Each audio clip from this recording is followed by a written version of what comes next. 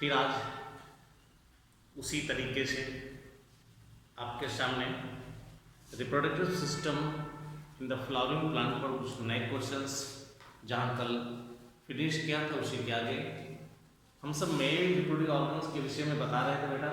उसमें मैं एंड्रोशियम के बारे में बताया था, स्टेमेंस, एंथर एंड माइक्रोस्पोरेंजियम का डिस्कशन हम सबने किया, ठीक है ना। अगर मैं आपसे पूछूं कि बताओ ये तीनों का फंक्शन क्या है तो आपका जवाब क्या होगा बेटा? प्रोटेक्टिव। अगर मैं आपसे पूछूं टेबिटम का फंक्शन क्या है तो आपको मेंशन किया हुआ है। इस प्रकार से यहाँ तक के part structure of microsporangia complete कर लिया है। अब हमें जो नेक्स्ट क्वेश्चन है वो कुछ इस प्रकार से है बेटा। मेरा नेक्स्ट क्वेश्चन है व्हाट इज माइक्रोस्पोरोजेनेसिस। तो formation of microspore from microspore mother cell by meiosis, ये मियोटिक कहते हैं, या reduction division is called microsporogenesis. अब बेटा ये माइक्रोस्पोरोजेनेसिस कैसे इवेंट होता है इसको जरा सा सोचिए। तो मैंने कहा ये फ्लावर का बिल्कुल पेडिशिल होती है, ये थैलेमस होता है, यहाँ पर बड बनती है, ये बड ग्रो करके फिर पूरे एंथर में डेवलप हो जाती है, फिर एंथर में बेटा एंथर बन जाता है, हम सबको पता है। इस एंथर में बेटा फिर बनते हैं माइक्रोस्पोरेंजिया, और माइक्रोस्पोरेंजिया में जो फ्लो होता है जिसको मैंने यहाँ पर बना रखा है फिगर, अब उसको आप देखेंगे। इस माइक्रोस्पोरेंजिया में जो टिश्यू होता है इसे नाम देते हैं स्पोरोजीनस टिश्यू। क्या बेटा? स्पोरोजीनस टिश्यू की सेल वॉल आपस में बिल्कुल जुड़ी हुई है बेटा। जब ये सेल्स एक दूसरे से बेटा सेपरेट हो जाते हैं, तब ये जब एक दूसरे से अलग हो जाते हैं तब ये सेल मैंने डाल के दिखाया है आधे भाग में बेटा, है ना, आधे भाग में डाल के दिखाने जा रहा हूँ। तब ये सेल ऐसी कहलाते हैं, तब इनको नाम देते हैं माइक्रो स्पोर मदर सेल या पोलन मदर सेल, ठीक है। फिर इस सेल में बेटा जो प्रोसेस होती है उसको हम लोग मियोसिस कहते हैं, और ये मियोसिस दो प्रकार की होती है जिसका मैं जिक्र बाद में करूंगा। कि माइक्रोस्पोरोजेनेसिस दो प्रकार की है उसका जिक्र मैं बाद में करूंगा, ओके बेटा। तब इस मियोसिस से यहाँ पर बेटा मियोसिस फर्स्ट होती है, मियोसिस सेकेंड होती है। इस मियोसिस से फिर मियोसिस फर्स्ट से दो सेल्स बन जाती हैं, मियोसिस फर्स्ट होती है फिर दो सेल्स बन जाती हैं, फिर बेटा मियोसिस सेकेंड होती है, मियोसिस सेकेंड होती है। तब यहाँ पर दो तरह से कंडीशंस होती हैं, या तो ये सेल्स टेट्राहेड्रल बनती हैं या आइसोबाइलेट। तब इस बेटा इसे हम लोग टेट्राड कहते हैं, और बस इन्हीं चार सेल्स को हम लोग माइक्रोस्पोर्स कहते हैं। तो formation of microspores tetrad of किसका बना हुआ है बेटा? माइक्रोस्पोर का बना है, और इसे हम सब कहते हैं माइक्रोस्पोरोजेनेसिस। इतनी सी डेफिनेशन है, अगर आप बोर्ड में लिख देते हैं तो आपके पूरे मार्क्स मिल रहे हैं। एक क्वेश्चन और बताऊंगा मैं, वो शायद किस प्रकार से मेंशन करना चाहेंगे उसे ध्यान से सुनिए। इन सेल्स में क्या प्रेजेंट होता है? ये जो टेट्राड होता है इनमें सारे सेल्स चार की चारों सेल्स आपस में किसके द्वारा जुड़ी होती हैं? तो बेटा कैलोज नामक शुगर से जुड़ी होती हैं। जब बेटा डिहाइड्रेशन होता है, डिहाइड्रेट होती है यानी पानी की थोड़ी कमी हो जाती है, ऑल द फोर सेल्स एक दूसरे से अलग हो जाती हैं, और अब इसको हम लोग नाम देते हैं माइक्रोस्पोर, ठीक है। तो यहाँ तक के बल यहाँ से भी अलग होंगे, यहाँ भी अलग होंगे। इस प्रोसेस को, इस फिनोमेना को हम लोग माइक्रोस्पोरोजेनेसिस कहते हैं। फिर से एक बार मैं दोहरा देता हूँ, छोटा सा पार्ट है बेटा। यहाँ पर देखिए, पहले स्पोरोजिनस टिश्यू था, सेल्स अलग हो गई तो माइक्रोस्पोर मदर सेल बन गई, इसमें रिडक्शन डिवीजन हुआ तो ये टेट्राड आपका माइक्रोस्पोर्स बन गया बेटा। जब इनमें डिहाइड्रेशन हुआ तो चारों माइक्रोस्पोर्स अलग हो गए। इस प्रकार इस पूरे माइक्रोस्पोरिया में अब कौन भरे हुए हैं, ये ढेर सारे माइक्रोस्पोर्स फिल हैं, भरे हुए हैं। ये प्रोसेस बेटा माइक्रोस्पोरोजेनेसिस है। आप एग्जाम में इस फिगर से दर्शा सकते हो, आप एग्जाम में ये फ्लो चार्ट बना सकते हो। बेटा ध्यान रखो, किसी भी आर्टिकल को पढ़ने के लिए बेसिक्स से जानना बहुत जरूरी होता है। बोर्ड में एग्जाम में आप इतनी बात लिख दोगे वो बिल्कुल सही है, बट ये जरूर ध्यान रखो कि आखिर ये चीज आ कहाँ से रही है, तो आपके नीट के क्वेश्चन बढ़िया से निकल जाते हैं। ओके बेटा, thank you.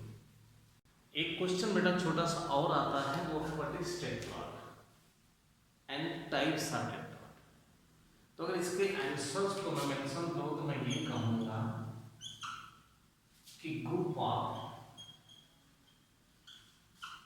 4 microspore is called tetrad. जैसा पिछले क्वेश्चन में बताया था, मियोसिस के बाद एक डाइड कहलाता है, एक डाइड कहलाता है जिसमें 2 सेल्स होते हैं मियोसिस फर्स्ट के बाद, और फिर 4 सेल्स बनते हैं तो टेट्राड कहलाता है। ठीक है ना, इससे टेट्राड। जहां तक टाइप का सवाल है बेटा, तो ये ऐसा होता है, इसे टेट्राहेड्रल टेट्राड कहते हैं, टेट्राहेड्रल टेट्राड कहते हैं। ये टेट्राड होता है बेटा, इसे आइसो बाइलेटरल टेट्राड कहते हैं। ये यूजुअली हमारा डाइकॉट के माइक्रोस्पोर्स होते हैं, ये यूजुअली हमारे मोनोकॉट के होते हैं। लेकिन 3 प्रकार के टेट्राड्स और होते हैं। एक टेट्राड हमारा होता है जिसे हम लीनियर टेट्राड कहते हैं बेटा। एक टेट्राड और होता है हमारा जिसे हम लोग टी शेप्ड टेट्राड कहते हैं। एक टेट्राड और होता है हमारा जिसे हम डी कस्टेड टेट्राड कहते हैं। 2 सेल अगल बगल, एक इसके बिहाइंड होती है। तो ये सब किस प्रकार की साइटोकाइनेसिस हो रही है, orientation of cell wall formation पर डिपेंड करता है। Orientation of cell wall formation पर डिपेंड करता है। इतना सा सफिशिएंट है अगर आप अपने बोर्ड एग्जाम में आता है। बेसिकली आईएससी की मैं बात कर रहा हूँ बेटा, सीबीएसई में क्यों मेरे स्टडी में मेंशन नहीं है, हो सकता है ना। फिर ये 5 प्रकार के कार्ड, एक एग्जाम्पल है एरिस्टोलोकिया एलिगेंस। एरिस्टोलोकिया एलिगेंस में ऑलमोस्ट 5 प्रकार के टेट्राड टाइम टू टाइम हम पढ़ते रहते हैं। इस प्रकार से क्वेश्चन कंप्लीट हुआ टेट्राड का। बेटा नेक्स्ट क्वेश्चन मेरा थोड़ा सा नई जनरेशन आ गई। जब हम कहते थे स्पोरोफाइट जनरेशन, तब वहाँ पे माइक्रोस्पोर मदर सेल स्पोरोफाइट की लास्ट सेल थी, और जो माइक्रोस्पोर है वो गैमेटोफाइट की पहली सेल है। तो पहला क्वेश्चन ये हुआ कि मेल गैमेटोफाइट, तो हमारा पॉइंट ये है first cell of male gametophyte is, आप आंसर दोगे माइक्रोस्पोर। ठीक, फिर दूसरा क्वेश्चन है गैमेटोफाइट जनरेशन शब्द आता है, ये क्या होती है? तो क्वेश्चन बेटा इसका लिखा जाता है phase of life which produces gamete is called gametophyte।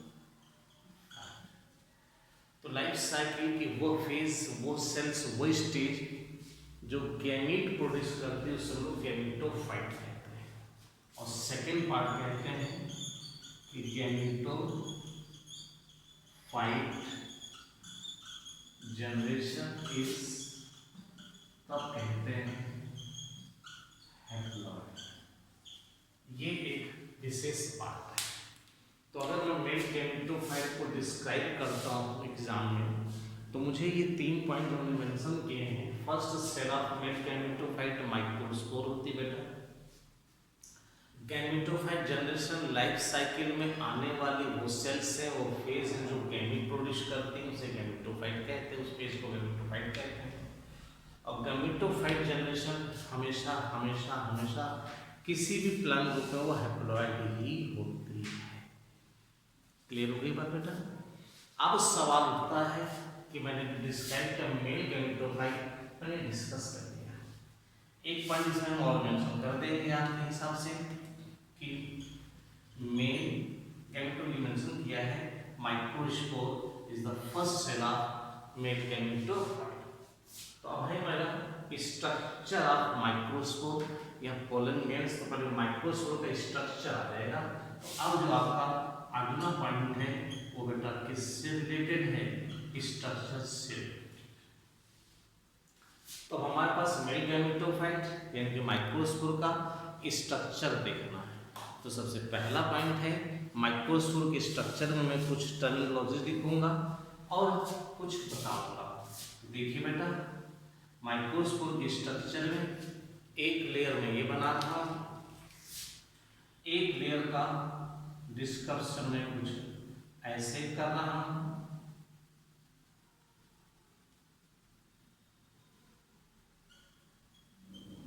ये ठीक है। और बेटा इसमें एक लेयर में अंदर फ्लेम कर रहा हूं। ठीक, स्ट्रक्चर में जो पहला पॉइंट बताना है वो ये है, बहुत छोटा सा है। कैसे कहेंगे कि इस माइक्रोस्पोर यूजुअली स्फेरिकल होते हैं। माइक्रोस्पोर्स बहुत प्रकार के कलर होते हैं। माइक्रोस्पोर में उनका टेक्सचर डिफरेंट टाइप्स का होता है। माइक्रोस्पोर्स जो होते हैं वो माइक्रोस्पोर्स लगभग 25 से 50 माइक्रोमीटर्स के होते हैं, माइक्रॉन्स के होते हैं। हम सब माइक्रोमीटर कहते हैं डायमीटर। एक साफ बात है, यहाँ पे स्फेरिकल को, कलर को, टेक्सचर को ये बहुत फैसिनेटिंग होते हैं। फिर बेटा माइक्रोस्पोर में क्वेश्चन पूछा जा सकता है लेयर कितनी होती है। इनमें हम सब 2 लेयर की बात करते हैं। तब फिर क्वेश्चन आता है कि आउटर लेयर का कैरेक्टर बताओ। तो आउटर लेयर को बेटा एक्साइन कहते हैं। अब एक्साइन लेयर का कैरेक्टर ये कैसी होती है? तो जरूरी बात है टफ होती है। कैसी होती है? रिजिड होती है। कैसी होती है? बहुत से उभार दिखाई दिए मैंने, तो स्कल्पचर्ड कहते हैं।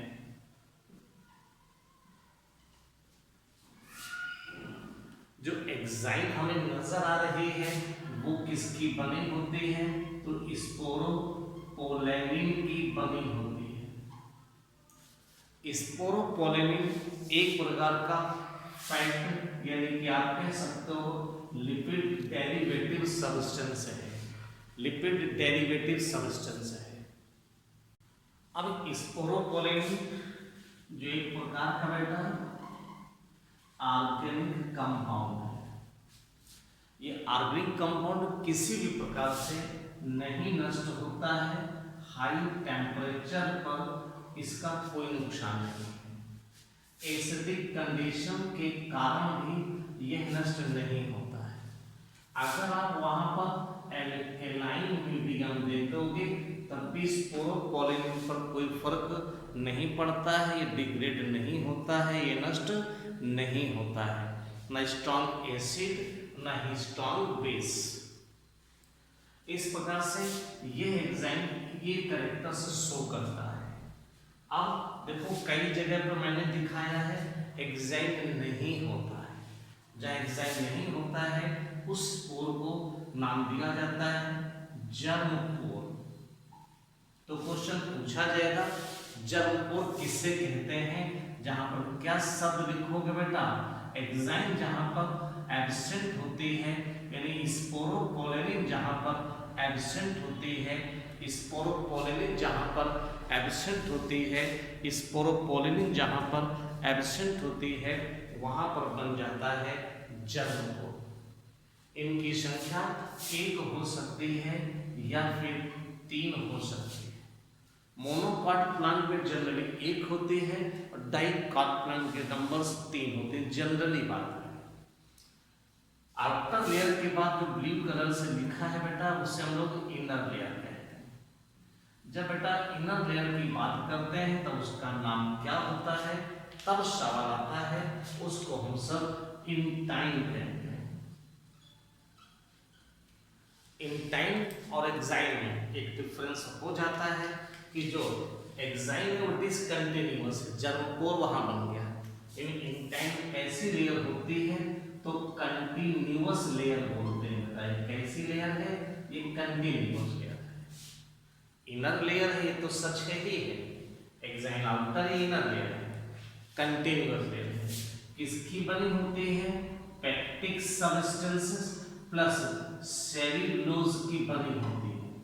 इस रिस्पेक्ट में ध्यान रखना, इस रिस्पेक्ट में कई बार एग्जाम पूछ सकता है क्या पोलन ग्रेन में सेल वॉल प्रेजेंट होती है, तो आप कह देना यस, उस सेल वॉल लाइक स्ट्रक्चर को यहाँ पर इंटाइन कहा जाता है।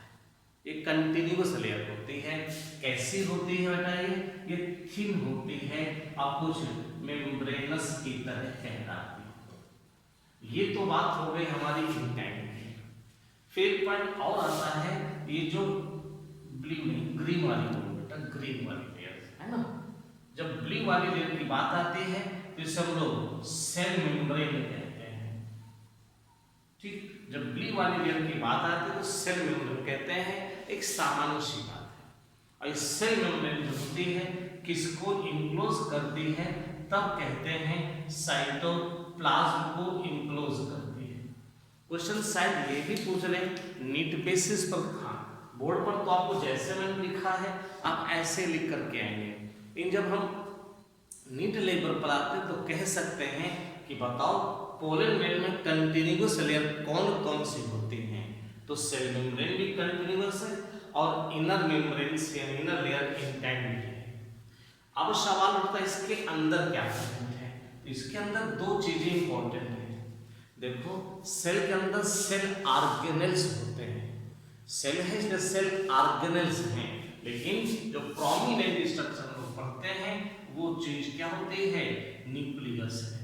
और अगर सेलुलर ऑर्गेनेल पाए जाते हैं अलॉन्ग विद बेटा रिजर्व फूड। तो मेरा जो सवाल था कि हम आपको कौन सा क्वेश्चन फ्रेम कर रहे हैं in respect to board level पर, मैं कहूंगा डिस्क्राइब द मेल गैमेटोफाइट। तो मैंने इतना डेटा बता दिया, मेल गैमेटोफाइट इज सफिशिएंट। इन अगर वो 1 नंबर का पूछ रहे हैं, अगर वो 3 या 4 नंबर 2 नंबर क्वेश्चन तो बड़ा कर देंगे। जब क्वेश्चन को बड़ा कर देंगे तब आप स्ट्रक्चर भी कंप्लीट बताओ, क्योंकि स्ट्रक्चर भी 1-1.5 नंबर में पूछा जा सकता है। फिर हाँ स्ट्रक्चर ऑफ माइक्रोस्कोप। अब अगला पार्ट हमारा होगा वो होगा germination and development of male gametophyte. ठीक है, तो बोर्ड मेरा फिल हो चुका है। अब हम आपको जर्मिनेशन के बारे में बताएंगे।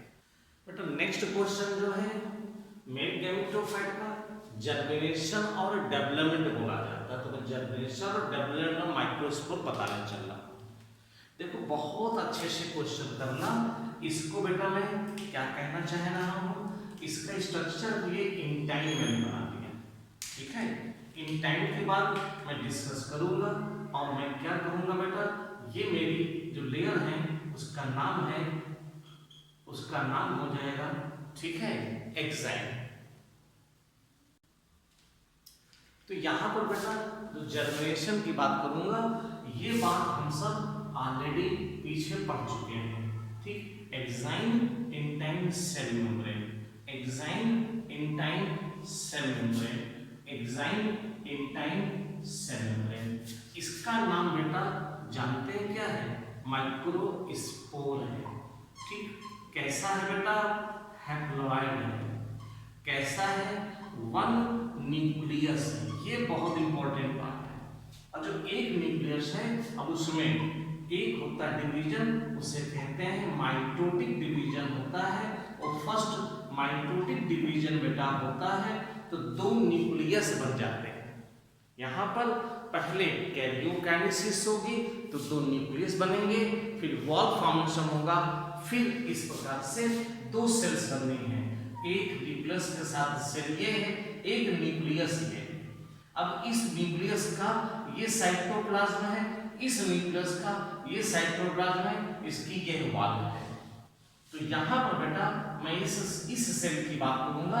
अगर जो बड़ी सेल है और ये छोटी सेल है, इस छोटी सेल का नाम बेटा जनरेटिव सेल होगा, इस छोटी सेल का नाम जनरेटिव सेल होगा, इस बड़ी सेल का नाम वेजिटेटिव सेल होगा।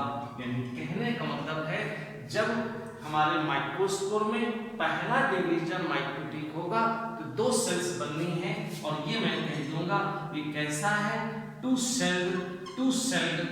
अब इसको हम सब माइक्रोस्पोर के साथ साथ टू सेल्ड पोलन ग्रेन कहते हैं। जरा ध्यान से सुनिएगा, जब तक ये सिंगल सेल रहेगा, वन सेल रहेगा, जब तक ये बेटा वन सेल रहेगा तब तक इसको हम लोग पोलन ग्रेन नहीं कहते हैं, माइक्रोस्पोर्स कहते हैं। जब टू सेल हो जाता है तब ये पोलन ग्रेन की कैटेगरी में आ जाता है। छोटी सेल्स जो होती है वो जनरेटिव है और बड़ी सेल्स जो है वो वेजिटेटिव सेल्स होती है, लाल रंग। अब जो जनरेटिव सेल होती है वेजिटेटिव सेल के साइटोप्लाज्म फ्लोट करती है, ऑलमोस्ट ये बोट शेप्ड होती है। कैसी होती है, बोट शेप्ड होती है, ठीक है। उसके बाद बेटा इसमें ध्यान से सुनिएगा, जनरेटिव सेल में फिर से डिवीजन होता है, वेजिटेटिव सेल डिवाइड नहीं करती है, उसे बेटा हम लोग कहते हैं सेकेंड माइटोटिक डिवीजन। फिर से सुनो मैं क्या बता रहा हूं बेटा, इन दोनों सेल्स में से जनरेटिव सेल डिवाइड होती है, वेजिटेटिव सेल डिवाइड नहीं होती है। बेटा जनरेटिव सेल डिवाइड होती है, दो सेल्स बन जाती हैं, एक सेल ये रहती है, एक सेल ये रहती है, ये दो सेल्स होती हैं। और दोनों सेल को हम लोग क्या कहते हैं, मेल गैमीट कहते हैं। इन्हें ये दो मेल गैमीट हैं। और अब मैं ये कहना पसंद करूंगा कि बेटा वेजिटेटिव सेल के साइटोप्लाज्म में, वेजिटेटिव सेल के साइटोप्लाज्म में दो मेल गैमीट फ्लोट कर रहे हैं और साथ में इरेगुलर वेजिटेटिव सेल का न्यूक्लियस भी है। तो जानते हो सकता है इतना तो बेटा बोर्ड में हो गया। तो टू सेल्ड पोलन ग्रेन हो गया, इसे बेटा क्या कहेंगे हम लोग, थ्री सेल्ड पोलन ग्रेन। ये क्वेश्चन हो गया germination and development of male gametophyte. इतना सा क्वेश्चन आपको लिखना है। क्वेश्चन ये पूछा जाएगा कि बताओ बेटा माइक्रोस्पोर में कितने डिवीजन होते हैं, आपका क्या जवाब होगा, दो माइटोटिक डिवीजन होते हैं, one after other successfully. Total कितनी सेल्स बन जाती हैं, 3 सेल। इसे हम लोग कहते हैं, हाँ जो मेल गैमेटोफाइट है यही कहलाएगा मैच्योर मेल गैमेटोफाइट, ठीक है। ये जो पोलन ग्रेन है यही बेटा मैच्योर मेल गैमेटोफाइट हो चुका होता है। ओके, द नेक्स्ट क्वेश्चन जो मैंने लिखा था, डिहेसेंस of anther in dispersal of pollen grain. तो जब हमारा एंथर होता है वो या तो टू सेल स्टेज पर डिहेसेंस करेगा, टू सेल स्टेज पर एंथर बस्ट हो जाएगा, पोलन ग्रेन बाहर निकलेंगे और स्टिग्मा पर गिरेंगे या फिर 3 शेल स्टेज पर डिवीजन करेगा। तो आपको ये बता दूं मैं 60% केसेस में या इनसे अधिक जगहों पर 2 शेल स्टेज पर डिवीजन होता है। रिमेनिंग 40% या उनसे कम परसेंटेज में 3 शेल डिवीजन होता है। एंथर बेटा बस्ट होगा, पोलन ग्रेन स्टिग्मा पर जाएंगे, प्रोसेस को पॉलिनेशन कहा जाता है। तो डिहेसेंस का शब्द आएगा तो आपको लिखना होगा कि डिहेसेंस यानी हम कहेंगे डिहेसेंस कहा जाएगा एंथर का फटना बेटा डिहेसेंस हो गया, पोलन ग्रेन निकलना और स्टिग्मा पर जाना, निकलना डिस्पर्सल हो गया और उस पहुंचने की प्रोसेस स्टिग्मा पर क्या कहलाती है? पॉलिनेशन कहलाती है। एलर्जी का मतलब होता है किसी भी बाहरी सब्सटेंसेस से हाइपर सेंसिटिविटी, यानी कि एटमॉस्फेयर के बहुत से ऐसे केमिकल्स होते हैं जिसके प्रति हम हाइपर सेंसिटिव होते हैं और हमारी बॉडी की फिजियोलॉजी डिस्टर्ब हो जाती है, उसे हम एलर्जी कहते हैं। जो कंपोनेंट जो सब्सटेंसेस इन्हें कॉज करते हैं उन्हें हम एलर्जेंस कहते हैं। हमारे डिफरेंट प्लांट में से हम नाम ले रहे हैं पार्थेनियम, ठीक। हमारे बहुत से ऐसे डिफरेंट प्लांट्स होते हैं, है ना, बहुत से प्लांट होते हैं जिनके पोलन ग्रेन में वो केमिकल्स वो सब्सटेंसेस होते हैं जो एलर्जी कॉज करते हैं और एलर्जी कॉज करते हैं उस एलर्जेंस के अगेंस्ट हमारी बॉडी में एंटीबॉडीज बनती हैं, वो इम्यूनोग्लोबुलिन्स आई होती हैं। हम इसको कहते हैं पार्थेनियम, ठीक है ना। पार्थेनियम को बेटा कैरेट ग्रास कहा जाता है, इसे कांग्रेस ग्रास कहते हैं क्योंकि अमेरिका से एक समय गेहूं आया था, वीट आया था, वीट के साथ कैरेट ग्रास भी आ गई थी हमारे यहाँ से। कांग्रेस के शासन यानी कारण कैरेट ग्रास भी कांग्रेस ग्रास भी कहा जाता है। फैमिली एस्टेरेसी को बिलोंग करता है। ये हमारे क्रॉनिक रिस्पिरेटरी डिजीज धीरे धीरे रिस्पिरेटरी डिजीज कॉज करते हैं जिन्हें हम सब अस्थमा और ब्रोंकाइटिस कहते हैं, ठीक है बेटा। आपने एक बात तो सुना ही, शहद कहते हैं, हनी जिसे कहते हैं। तो हनी बेटा, हनी इंसेक्ट एपिसिडिका बनाती है लेकिन वो पोलन ग्रेन से न्यूट्रिएंट लेकर के उसे कन्वर्ट करती है। लेकिन आजकल ऐसा भी होता है कि पोलन ग्रेन्स में पाए जाने वाले तमाम से न्यूट्रिएंट्स होते हैं जो हमें फिजियोलॉजिकल एक्टिविटीज देते हैं, एनर्जी प्रोवाइड करते हैं, हॉर्स रेस करने के लिए, एथलीट्स के लिए। तो तमाम से वेस्टर्न कंट्रीज में आजकल मॉडर्न डेज में इनको एज ए न्यूट्रिएंट यूज किया जा रहा है। वो बेटा टैबलेट के फॉर्म में भी है, सिरप के फॉर्म में भी है, दोनों ही तरह से इनका यूज कर रहे हैं, जिससे एथलीट्स और हॉर्स रेसर्स की परफॉर्मेंस बढ़ जाती है।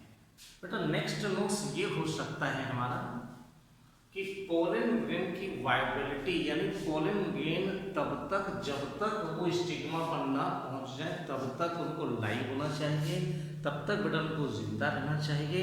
अगर पोलन ग्रेन को स्टेज इधर से निकल स्टिग्मा तक पहुंचते हैं और वो रास्ते में गिर जाते हैं तो उसकी कोई फंक्शनल एक्टिविटीज नहीं हो पाएगी। इसलिए पोलन ग्रेन को इधर से निकल कर स्टिग्मा तक आने के लिए उनको जीवित रहना चाहिए, उससे हम उसकी वाइबिलिटी कहते हैं। तो राइस और व्हीट में ये वाइबिलिटी मात्र 30 मिनट्स की है बेटा, लेकिन सोलेनेसी, रोजेसी और लेग्यूमिनेसी फैमिली के मेंबर्स में ये वाइबिलिटी 1 महीने तक की हो सकती है, होती है। ये बेटा ग्रेमिनी फैमिली को बिलोंग करते हैं, पोएसी फैमिली कहते हैं। ग्रेमिनी का नया नाम पोएसी है, प्रकृति की फैमिली ये है, ये याद करना होगा। नोट्स आएंगे तो आप ऐसे मेंशन करेंगे। लास्ट शॉर्ट नोट्स हमारा है क्रायो प्रिजर्वेशन। क्रायो मीन्स होता है बेटा लो टेम्परेचर, लो टेम्परेचर होता है बेटा किसका? लिक्विड नाइट्रोजन का होता है लो टेम्परेचर। ये -196 डिग्री सेंटीग्रेड होता है। इस लिक्विड नाइट्रोजन में किसी भी चीज को रख देने पर सालों साल वर्षों तक वो डस्ट नहीं होती है। इसलिए जब कभी भी बहुत से ऐसे प्रोडक्ट होते हैं जिनका कि हमें भविष्य में उपयोग करना हो, ब्रीडिंग प्रोग्राम के लिए उपयोग करना हो या किसी और चीज़ के लिए उपयोग करना हो, तब हम उसका क्रायो प्रिजर्वेशन करते हैं। इवन ह्यूमन में बेटा आर्टिफिशियल इंसेमिनेशन यानी स्पर्म को हम लोग प्रिजर्व करते हैं और फिर ज़रूरत पड़ने पर उसे ट्रांसफ़र किया जाता है। तो बेटा क्रायो प्रिजर्वेशन मीन्स है low temperature preservation at low temperature, liquid nitrogen का टेम्परेचर -196 डिग्री सेंटीग्रेड होता है। ओके बेटा, जैसा मैं हर बार कहता हूँ कि मैं अपने वीडियो को लगातार बताऊँगा, पढ़ाते समय किसी भी तरह की कोई बात नहीं होगी, लेकिन वीडियो को समाप्त होने पर मैं आपके 30 सेकंड जरूर लूँगा। मैं ये कहूँगा कि अगर वीडियो पसंद आया हो, जैसे पीछे से लगातार पसंद आता रहा है, बहुत अच्छे बहुत सब तरीके से आपके सामने मैं क्वेश्चन को रख रहा हूँ, इस वीडियो को लाइक करें, दोस्तों के साथ शेयर करें, हमारे चैनल को सब्सक्राइब करना ना भूलें, बेल आइकन अवश्य दबाएं, ये मैं आपसे चाहता हूँ। Okay, thank you.